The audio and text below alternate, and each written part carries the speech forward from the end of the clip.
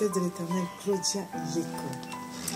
C'est avec beaucoup de joie que je vous accueille à nouveau sur ma chaîne, tout simplement pour vous faire ce partage que m'a donc révélé le Seigneur pour cette nouvelle année.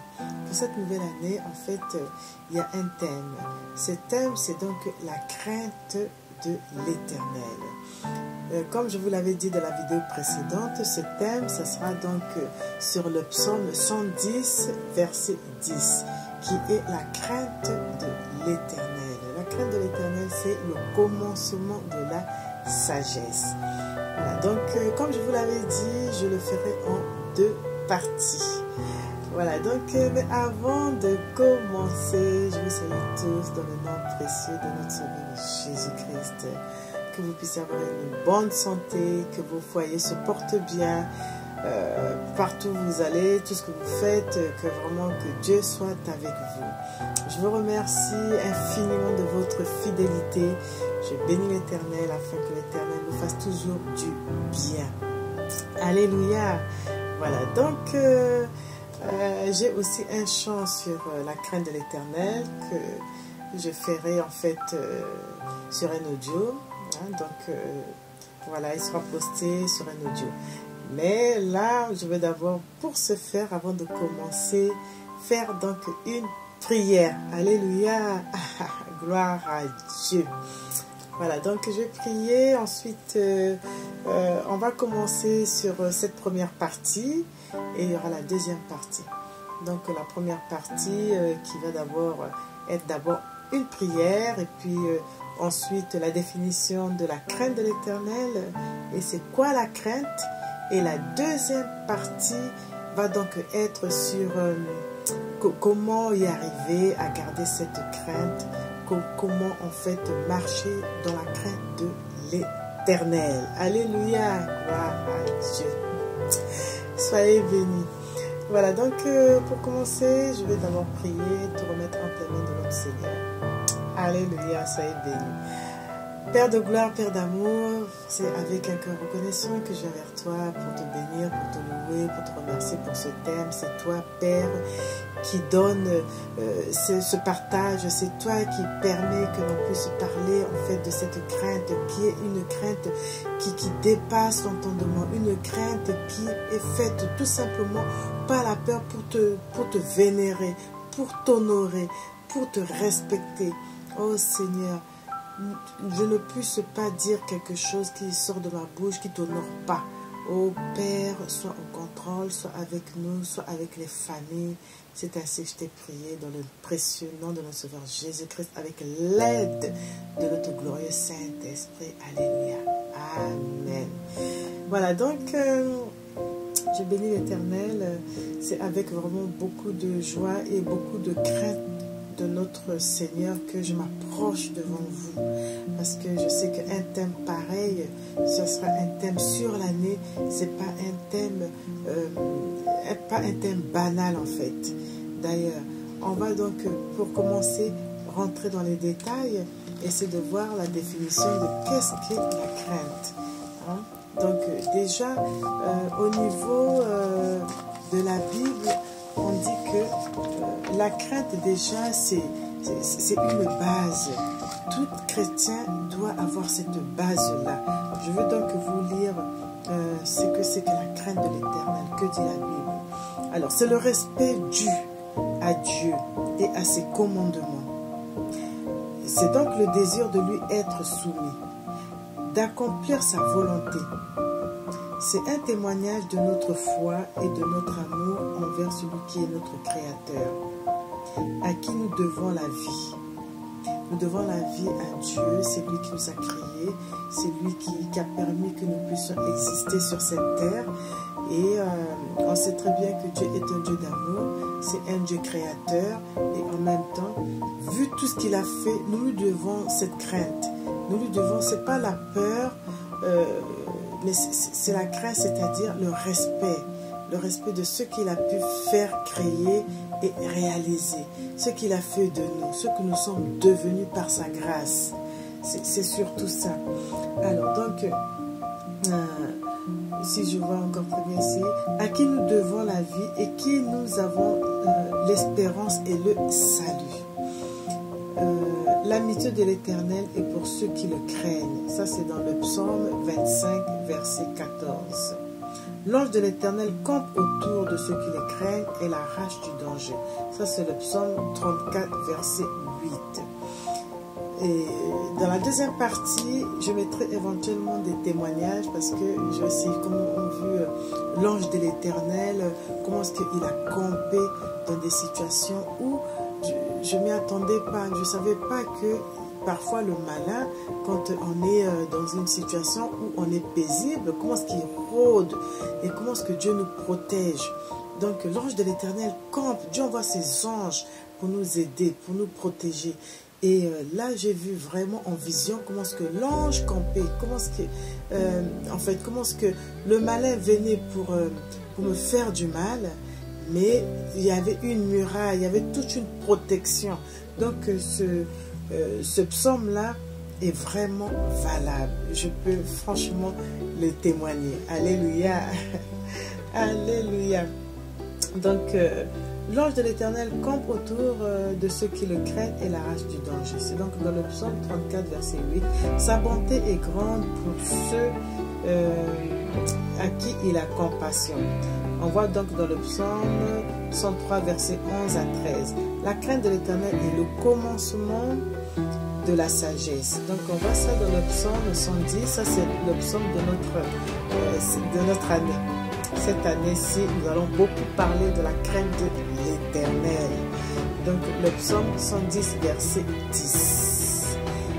Un appui ferme, une source de vie. Proverbe 14, verset 26 à 27. L'enfant de Dieu n'est plus esclave de la crainte, peur de la mort, de l'inconnu, du diable, de l'avenir, du Dieu terrible et du jugement. Il se sait adopté, aimé du Père. Ça, on le voit donc dans Romains 8, versets 14 à 7, 35 à 39. Voilà, donc nous sommes des enfants bien-aimés de notre Seigneur. Le Seigneur nous aime. Il veut qu'on respecte ses commandements. Il veut que nous puissions marcher, en fait, avec ce respect. Ce respect, c'est non seulement la soumission, mais ce n'est pas la peur. Alors, ce n'est pas la peur. La crainte est différente de la peur. La peur, c'est donc être dans un sentiment ou dans un état d'angoisse. En permanence, dans n'importe quelle situation, on a peur, on tremble, on veut se cacher. Voilà. Alors qu'avec notre Seigneur, c'est le respect d'éviter d'être dans le péché. Le péché, c'est tout ce qui n'honore pas Dieu. Le péché, c'est le mensonge. C'est aussi le vol, la colère, tout ce qui est impudicité. Et c'est aussi haïr son prochain. Quand on est on n'est pas dans la crainte de Dieu, déjà que notre Dieu est un Dieu d'amour, on n'est pas dans cette crainte-là, on est facilement dans le péché parce que la plupart du temps, on n'aime pas son prochain. Or que Dieu nous demande de nous aimer les uns les autres comme on s'aime soi-même. Donc, quand on est dans la crainte du Seigneur, on respecte ses commandements. On est justement dans la joie aussi de savoir que Dieu a pour nous un salut. Nous avançons dans la lumière, nous avançons en étant tout simplement éclairés du droit de justice, parce que Dieu est un Dieu de justice. Donc, nous devons marcher non seulement dans la justice, mais toute cette justice-là nous apporte quoi? La sagesse. Nous avançons dans la sagesse de Dieu. Et la sagesse de Dieu, il faut la chercher. Parce que pour l'homme, la sagesse de Dieu, c'est comme une sorte de folie. Mais c'est pour ça que plus tu marches dans cette crainte, tu vas apprendre, vous allez donc apprendre à marcher dans la sagesse qui vous augmente en plus votre intelligence. Mais il faut la rechercher auprès de Dieu. C'est pour ça qu'on dit dans le psaume 110, qui va être le psaume de cette année, le psaume 110, verset 10, la crainte de l'Éternel, c'est le commencement de la sagesse. Donc, le roi Salomon avait demandé la sagesse à Dieu. Quand on se retrouve dans une situation où on sent qu'on manque de sagesse, même d'intelligence, c'est des choses à demander au Seigneur. Quand on est dans un nouveau travail, on est dans une situation qui sort de l'ordinaire, même dans notre quotidien, dans notre vie de tous les jours, on doit demander à Dieu de nous donner la sagesse nécessaire afin qu'on ne puisse pas faire les choses n'importe comment. Par exemple, les choses du monde, il faut une sagesse divine, justement, pour bien faire les choses. Moi, autant que professionnel de la petite enfance, je demande souvent au Seigneur de me donner la sagesse de m'occuper des enfants, parce que chaque enfant est unique, donc de savoir quel est le besoin de tel enfant et que Dieu me révèle, qui me donne la sagesse de pouvoir apporter le nécessaire aux enfants, à chaque enfant. Voilà, donc c'est un petit exemple. Voilà, donc là, on en est justement dans la peur, mais la peur, il ne faut pas être dans la peur. Parce que quand on entretient la peur, on fait rentrer des démons, on fait rentrer des esprits impurs. Et ces esprits-là, ils se nourrissent de ça en fait. Parce que tout ce que le démon aime, c'est tout ce qui est ténébreux, c'est tout ce qui est sale, c'est tout ce qui est désordonné. Quand il voit que Dieu est amour, il est paix, joie, amour et tout ce qui concerne le fruit de l'esprit, il voit que tu n'as pas ça en toi et que tu as beaucoup plus la peur. La peur, ça fait partie du monde des ténèbres. Alors lui, il vient, il se loge et tu es en train de le nourrir. En fait, vous nourrissez l'esprit impur à travers la peur. Donc, les émotions, quand on parle des émotions, les émotions négatives, quand on se retrouve après une émotion dramatique ou bien suivre un film qui n'est pas bon, un film d'horreur, on se retrouve dans la peur. Et cette peur-là entretenue, justement, le démon, il s'en approprie. Or que Dieu n'aime pas ça. Il ne veut pas qu'on soit dans la peur. Il veut qu'on soit dans la paix, qu'on soit détendu et surtout qu'on lui fasse confiance. Alléluia. Le Seigneur a même dit qu'on doit l'invoquer.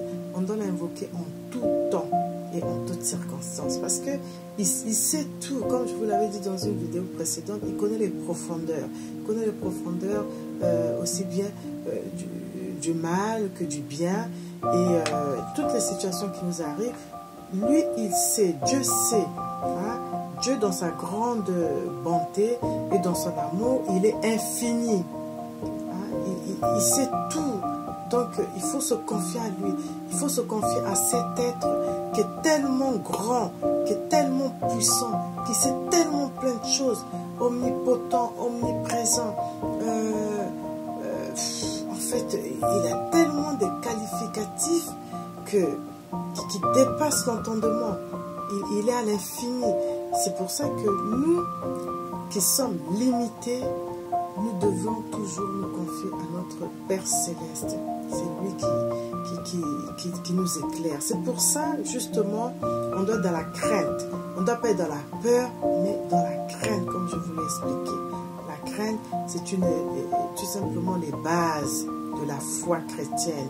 La crainte, c'est tout simplement aussi le simple fait d'être soumis, d'avoir du respect, d'avoir de la révérence, voilà, de reconnaître, alléluia, de reconnaître que notre Dieu c'est plus que ça.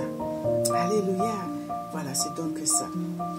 C'était déjà cette première partie pour vous expliquer un peu dans les détails ce que c'est que la crainte qui est différente de la peur.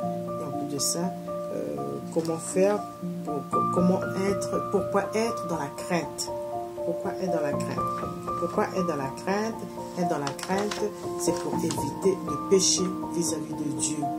C'est tout simplement éloigner les mauvaises choses que le Seigneur ne veut pas qu'on puisse acquérir. Il nous a donné des commandements. les 10 commandements de Dieu, comme là j'en ai un peu cité, 2 ou 3, mais il y en a 10 en temps normal, c'est de les respecter. Parce que quand on voit très bien au niveau de la route, il y a un code de la route. Et l'être humain a aussi un code de l'être humain. L'être humain a aussi un code. Donc, pour respecter ce code-là, il y a des choses justement à ne pas faire. À ne pas mentir, à ne pas voler, à ne pas nuire aux autres, à ne pas convoiter la femme du prochain de l'autre, à ne pas dérober le bien. En fait, il y a toute une liste de commandements que je pourrais éventuellement vous donner, mais j'essaierai de le mentionner dans la barre d'infos. Voilà. Donc, tout simplement pour continuer aussi, Dieu veut qu'on puisse ne pas être dans les œuvres des ténèbres. Les œuvres des ténèbres aussi, c'est la magie, c'est aussi la sorcellerie, c'est des choses semblables. Toutes ces choses-là, Dieu n'aime pas. Quand on marche avec lui, on marche en lui faisant confiance. On doit être conscient que notre Père Céleste prend soin de nous. On doit être conscient que quand on est blanc, on sort de là, il a justement entendu notre prière. Parce qu'on marche par la foi. Comme je vous ai dit que la crainte, c'est la base. C'est la base de la foi chrétienne. Donc, quand on marche dans cette base-là, on est conscient justement que Dieu nous entend. Quand on l'invoque, quand on lui demande quelque chose, on a prié. Dès qu'on sort de l'endroit de prière, on est conscient que Dieu nous a entendus, mais par la foi. Alléluia, par la foi. Donc, c'est pour ça que il est important qu'on puisse justement parler de c'est quoi la crainte. C'est quoi la crainte? La crainte, c'est marcher par la foi. La crainte, c'est avoir de la sagesse. La sagesse, c'est quoi? C'est marcher avec les commandements de Dieu. Le commandement de Dieu, c'est quoi? C'est de respecter ce que le Seigneur nous demande de ne pas faire. Pourquoi? Parce que ce qu'il nous a demandé de ne pas faire, si on le fait, ça va court-circuiter notre bien-être. Ça va nous rendre malades. C'est comme ça, voilà, on te donne un fruit qui est abîmé. On te dit, voilà, ce fruit-là, on te dit déjà là-bas, si tu fais ça, si tu le manges, tu vas être malade. Tu le manges quand même. Si tu manges quand même, crois-moi, tu vas être malade. Le Seigneur nous a donné des commandements de Dieu à travers Moïse. Justement, il nous a bien précisé que ces commandements-là, on doit les respecter. Si on ne les respecte pas, on va aller se perdre, on va tomber malade, on va voir des choses qu'en temps normal, si on a respecté, qu'on n'aura jamais. C'est pour vous dire tout simplement qu'il est important de marcher avec le respect du Seigneur. Le respect du Seigneur. Tout ce qu'il nous a laissé, il est important de le respecter. C'est comme le code de la route, on dit de ne pas rouler à sens, dans notre sens, c'est-à-dire dans le sens inverse. Et vous venez sans faire gaffe, vous venez à contresens. Automatiquement, il y aura des accidents. Sur autoroute, vous voyez un peu même sur autoroute. Voilà, donc tout simplement, un peu partout, il y a un mode de fonctionnement. Même dans une entreprise, il y a un mode de fonctionnement.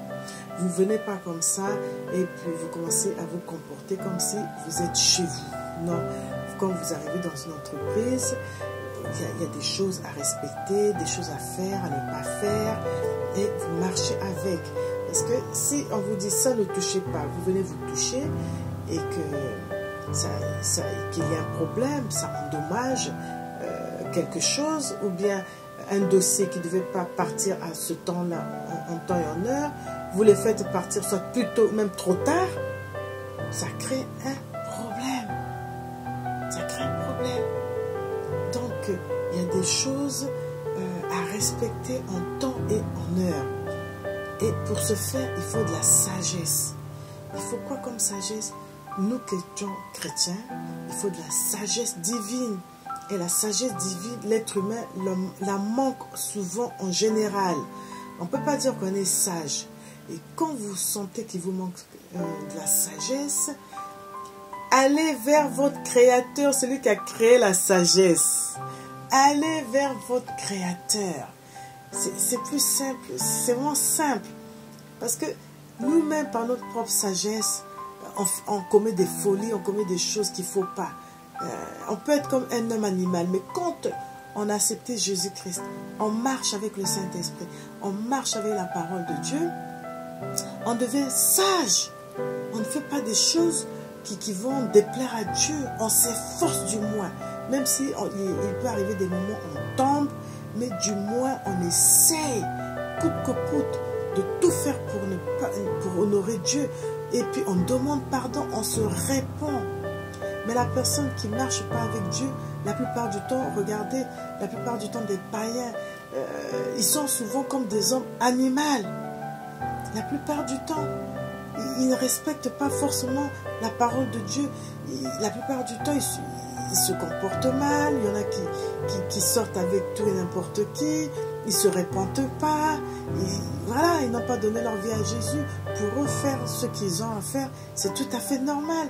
Alors que nous, en tant qu'enfants de Dieu, en ayant la sagesse divine, la sagesse de Dieu, justement parce qu'on respecte Dieu, on sait qu'il y a des choses qu'on ne peut pas faire. On ne peut pas, tel que sortir avec la femme de son prochain. Ça, on sait que c'est pas bon. Commettre l'adultère, même la fornication, on sait que ce n'est pas bon. Aller voler, mentir, mal parler, c'est-à-dire on commence à faire de la calomnie, on dit des choses mensongères, plein de petites choses, des choses semblables que vous connaissez, ça n'honore pas Dieu. Et quand on le sait, on se rend compte qu'on a mal agi, on se répand, on passe une vie quasiment de repentance, parce que on peut dire que même si on est dans la crainte du Seigneur, mais par moments, il peut arriver qu'on pêche encore, mais on se répand. Et le but, c'est de ne plus faire. On fait de notre mieux pour ne pas faire. Moi, je m'accroche pour sacrifier ma chair, parce que je ne veux pas que Dieu, un bon jour, me dise non, tu ne m'as pas écouté, tu n'as pas marché avec moi. Non, je ne veux pas. Mon but, c'est de plaire à Dieu, de marcher dans sa crainte. C'est ça mon but.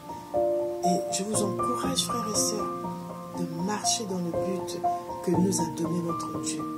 Parce qu'il n'y a pas mieux. Il n'y a pas mieux. Si on va de l'autre côté et qu'on fait tout et n'importe quoi, on plaît au monde, on plaît à Satan, c'est pour la gloire de Satan. Ça ne sera pas pour la gloire de Dieu. Et comme ça, qu'est-ce qu'on va attendre? On va attendre que Dieu nous applaudisse et nous dit, viens, rentre, bon serveur, serviteur. Non. Dieu ne va pas vous le dire. Il va vous dire, non, tu ne m'as pas servi. Tu as servi plutôt de l'autre côté.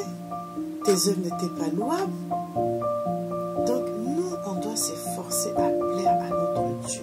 C'est pour ça que on doit tout faire pour marcher dans la crainte. Nous devons tout faire pour nous approcher, alléluia, coûte que coûte, à plaire à Dieu. À plaire à Dieu. Parce que si on ne plaît pas à Dieu, on plaît à Satan.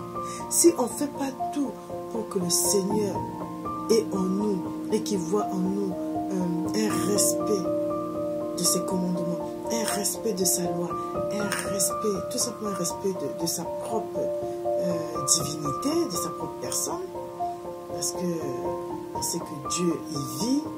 S'il nous a créés, si nous sommes des êtres humains, il est vivant. Lui aussi, on est fait à son image, donc il vit, il respire comme nous, il voit les choses. Il est esprit, mais il est vivant. Et si nous, on ne marche pas avec la parole de Dieu, on ne respecte pas ses préceptes, ça veut dire qu'on est de l'autre côté. Je suis désolée, c'est comme ça. C'est comme ça. C'est comme ça. Et puis Dieu, du haut de son trône, il voit toutes choses. Il voir si on marche avec lui, si on ne marche pas avec lui. Et il a déjà établi des choses sont prédéfinies. Et quand vous faites plus de l'autre côté, vous dites que vous êtes pour Dieu, mais vous trompez vous-même. On se trompe à soi-même parfois. C'est pour ça qu'il est important de toujours se dire que Dieu, de toujours dire à Dieu, Seigneur, sonde-moi, révèle-moi, est-ce que je suis sur une bonne foi? Même si c'est dur par moment, mais par moment il faut le faire. Moi, par moment, je l'ai fait. J'ai demandé au Seigneur, Seigneur, révèle-moi. Là, est-ce que je suis vraiment en train de bien te suivre, je suis sur la bonne voie, sur ton chemin? Révèle-moi, Seigneur. Et quand il me révèle, gloire à Dieu, je suis quand même contente. En fait, j'apprécie ce que le Seigneur parfois me révèle. Mais s'il me révèle autre chose, mais je m'inquiète, je vais tout faire. Alléluia. Je vais tout faire pour plaire à Dieu. Parce que je ne vais pas plaire au malin, je ne vais pas plaire à Satan. Mon but, c'est de plaire à Dieu. C'est de plaire à Dieu.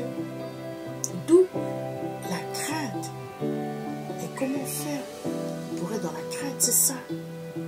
Comment faire? C'est respecter les commandements de Dieu.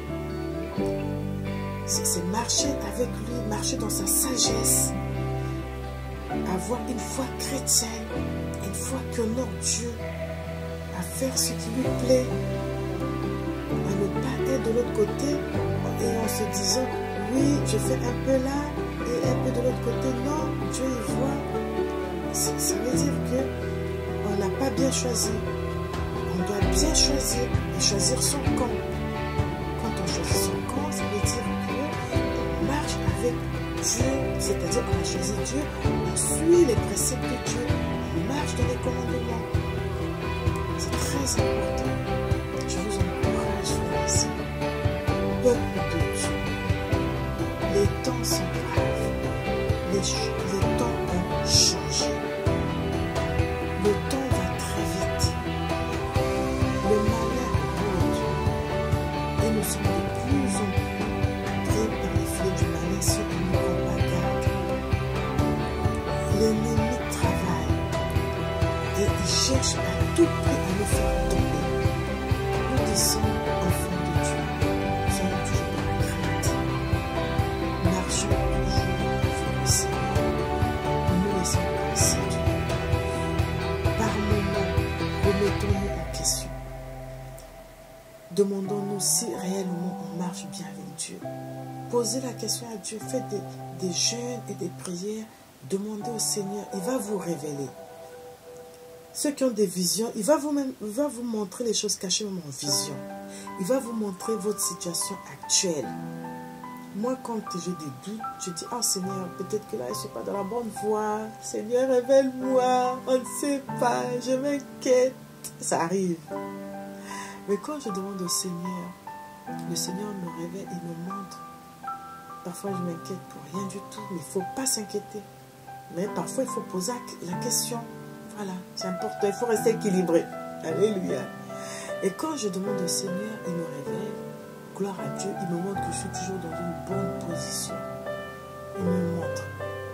Il peut me montrer, là, je suis bien, je souris, j'ai une belle couronne. Alléluia. Il peut montrer autre chose. Donc, chacun à qui le Seigneur révèle, Dieu sait comment parler. Il sait comment parler à tout un chacun d'entre nous. Donc, tout simplement pour vous dire de toujours demander à Dieu, se remettre en question et rester dans la crainte. Alléluia, rester dans la crainte. Voilà. Donc, là, j'en ai fini avec la première partie. La seconde partie, ça sera donc comment faire pour garder cette crainte. Comment faire au quotidien. Comment faire pour marcher régulièrement avec la crainte du Seigneur. Ne pas tomber dans les travers de ce monde. Parce que le monde nous propose beaucoup de choses. Voilà, qui demande fais tout et n'importe quoi. Mais si Dieu te révèle, Dieu vous révèle autre chose. Et que vous savez que s'habiller de cette façon, c'est pas bon. Parce que justement, on est dans la crainte. S'habiller décemment. On s'habille décemment. Si le Seigneur, on sait très bien qu'on ne doit pas aller mentir ni voler. Les autres le font. Nous, on est dans la crainte de la parole de Dieu. On ne le fait pas. On ne le fait pas. Il y a pas mal d'autres choses encore. Donc, pour la prochaine vidéo, ça sera donc comment faire pour y rester. Et en même temps, je vous apporterai des témoignages. Des témoignages. Comment est-ce que j'étais dans la crainte de certaines choses, de la parole de Dieu. Comment est-ce que le Seigneur a agi en ma faveur. Ce qu'il a pu faire pour moi. Voilà. Donc, je vous parlerai de ça. Et voilà, ça va vous édifier aussi. En tout cas, je vous encourage, frères et sœurs, de marcher avec le Seigneur. De marcher vraiment dans la crainte du Seigneur. Le monde a réellement changé. Les choses sont de plus en plus compliquées. La vie n'est plus celle qu'elle était avant. Chaque jour qui passe, vivez comme si c'était le dernier. Chaque jour, remettez-vous en question vis-à-vis du Père. Fléchissez le genou. Demandez au Seigneur, qu'est-ce qui ne va pas dans ma vie quand ça ne va pas. Demandez pardon à Dieu. Repentez-vous quand il y a des choses qui ne vont pas. N'hésitez pas, n'attendez pas 1 jour, 2 jours, 3 jours. Repentez-vous au fur et à mesure. Et vous allez voir que vous allez être agréable à Dieu. Vous êtes agréable à Dieu. Voilà, donc je vous laisse, peuple de Dieu, en vous disant tout simplement que la prochaine vidéo, ça sera donc comment faire pour y rester, et puis il y aura donc des témoignages. Alléluia, ne loupez pas ça. Voilà, donc je vous bénis tous et je vous remercie de m'avoir écouté. Je vous remercie aussi de votre fidélité. Je prie afin que Dieu vous accorde cette crainte-là. Il n'y a pas de mots, c'est formidable. Je vous bénis et vous laisse et rend la gloire à Dieu. Alléluia. Je vais donc faire une prière et vous dire après à la prochaine vidéo. Donc à très bientôt. Alors donc une prière. Père de gloire, c'est avec vraiment un cœur reconnaissant de savoir que Seigneur, vivre dans la crainte, c'est tout simplement une sagesse que tu nous accordes. Parce qu'on ne fait pas n'importe quoi. On ne met pas nos pieds n'importe où. C'est toi qui nous guides. On marche par ton esprit. On marche avec toi. Et c'est une grâce de savoir que nous sommes guidés par toi. Comme tu avais conduit, Seigneur, le peuple d'Israël autrefois, tu les conduisis la nuit par une colonne de feu et le matin par une colonne de nuit. Comme là, tu nous conduis. Et nous ne sommes pas seuls, nous sommes conduits par le Saint-Esprit. Alors, Seigneur, nous voulons te dire merci. Merci de nous attirer à toi. Attire-nous à toi. Attire les familles à toi. Attire, Seigneur, ceux qui te cherchent à toi, afin que nous puissions marcher, Seigneur, dans ta parole. Nous puissions marcher dans ta crainte. Oh Père, oh Père, oh Père, nous avons besoin de toi. Merci, merci pour ce thème. Merci parce que, Seigneur, nous allons être de plus en plus dans ta crainte. Alléluia. Nous te bénissons, nous te louons, nous t'exaltons, nous te rendons toute la gloire. Merci pour tout, Seigneur. Sois béni, sois honoré. Dans le nom précieux de notre Sauveur Jésus-Christ, notre roi des rois, c'est ainsi que nous t'avons prié avec reconnaissance, paix, joie et amour. Dans le nom précieux de notre Sauveur Jésus-Christ. Alléluia. Amen. Merci, peuple de Dieu, de m'avoir suivi. C'est avec vraiment beaucoup de joie que je vous dis à la prochaine vidéo.